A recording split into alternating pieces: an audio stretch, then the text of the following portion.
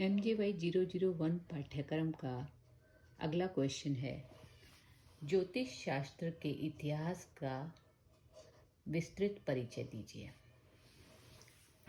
भारतीय ज्ञान विज्ञान की परंपरा में वेद को सभी विद्याओं का मूल कहा गया है।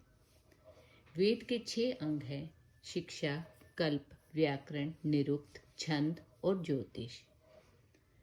वेद के चक्षु रूपी अंग को आचार्यों द्वारा ज्योतिष शास्त्र की संज्ञा दी गई है। ज्योतिष वेद का निर्मल चक्षु है जो दोष रहित है और इसके ज्ञान के अभाव में समस्त वेद प्रतिपाद्य विषय जैसे श्रोत, स्मार्त, यज्ञादि क्रिया की सिद्धि नहीं हो सकती। ज्योतिष शास्त्र का विकास मानव जीवन के विकास के साथ ही हुआ। मनुष्य संभवतः स्वभाव से जिज्ञासु होता है और मानव ने जब भी आकाश की ओर दृष्टि डाली होगी तब उसके मस्तिष्क में यह उत्कंठा उत्पन्न हुई होगी कि ये तारे, ग्रह, नक्षत्र क्या वस्तु है, तारे टूट कर क्यों गिरते हैं, सूर्य प्रतिदिन पूर्व से ही क्यों उदित होता है तथा ऋतुओं का आगमन क्रमानुसार ही क्यों होता है। आकाशीय घटनाएं मानव को आकर्षित करती रही हैं। ज्योतिष शास्त्र की उत्पत्ति इसी आकर्षण का परिणाम है। ज्योतिष शास्त्र को हम इस प्रकार से परिभाषित कर सकते हैं कि आकाश में स्थित ग्रह, नक्षत्र आदि पिंडों की गति, स्थिति और उसके प्रभाव आदि के निरूपण का अध्ययन हम जिस शास्त्र के अंतर्गत करते हैं उसे ज्योतिष शास्त्र कहा जाता है। काल के नियमों के अधीन होने के कारण इसे काल शास्त्र भी कहते हैं। ज्योतिष शास्त्र का संबंध मनुष्य के जन्म जन्मांतरों से जुड़ा हुआ है। ज्योतिष शास्त्र का दूसरा नाम काल विधान शास्त्र है। काल विधान शास्त्र और काल शास्त्र, क्योंकि काल का निरूपण भी ज्योतिष शास्त्र के द्वारा ही होता है।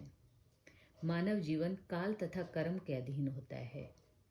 जैसा कि आचार्य वाराहमिहिर ने लघु जातक ग्रंथ में लिखा है कि इस ब्रह्मांड में जो भी चराचर जीव हैं उनमें पंच महाभूत, तीनों गुण सत्व, रज, तम, 7 प्रकार की धातुएं और ग्रह, नक्षत्र आदि के प्रभाव रहते हैं।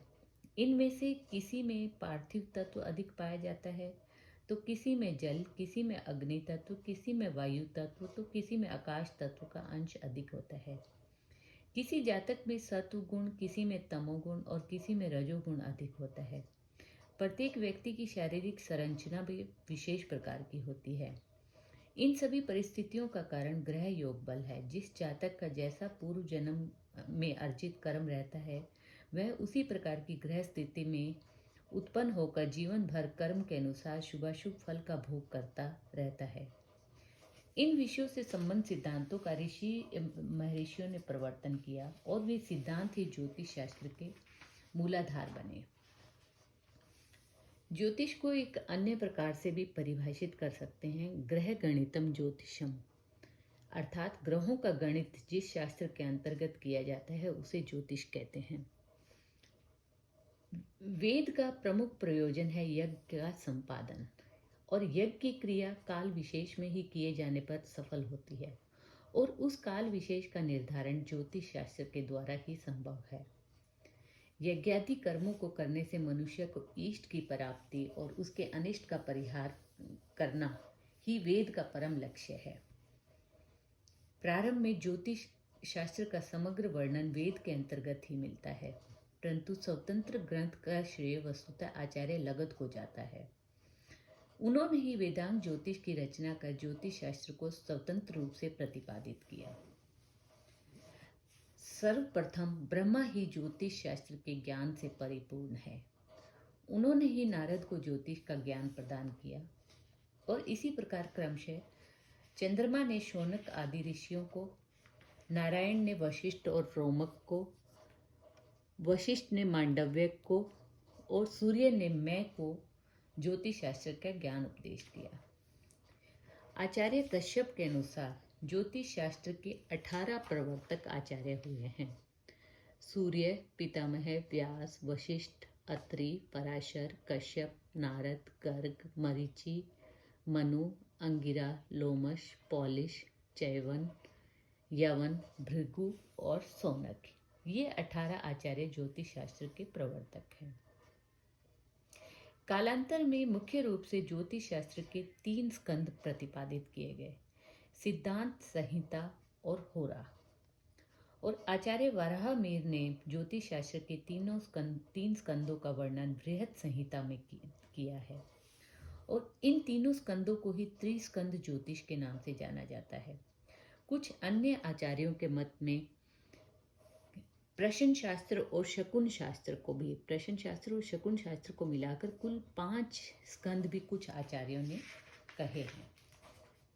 वैसे तो ज्योतिष शास्त्र व्यक्ति के जन्म से मृत्यु पर्यंत सभी विषयों से और प्रत्येक क्षेत्र से जुड़ा हुआ है, किंतु मुख्य रूप से मानव जीवन में निम्नलिखित विषयों में ज्योतिष शास्त्र की उपयोगिता परिलक्षित होती है, जैसे गर्भाधान काल के निर्धारण में, उत्तम संतति की प्राप्ति में, नामकरण, विद्या आरंभ, चूड़ाक्रम, विवाह आदि अनेक प्रमुख संस्कारों के मुहूर्त निर्धारण में, आयुष्य ज्ञान में, आजीविका निर्धारण में, रोग दुर्घटना के ज्ञान में और चिकित्सा के क्षेत्र में, यात्रा में, गृह निर्माण, गृह प्रवेश आदि वास्तु संबंधी मुहूर्त विचारों में, पारिवारिक संबंधों के विचारों में, मौसम, पर्यावरण, कृषि, प्राकृतिक आपदा, किसी राष्ट्र या प्रदेश की राजनीतिक, आर्थिक व सामरिक स्थिति के ज्ञान में, काल गणना व पंचांग के निर्माण में।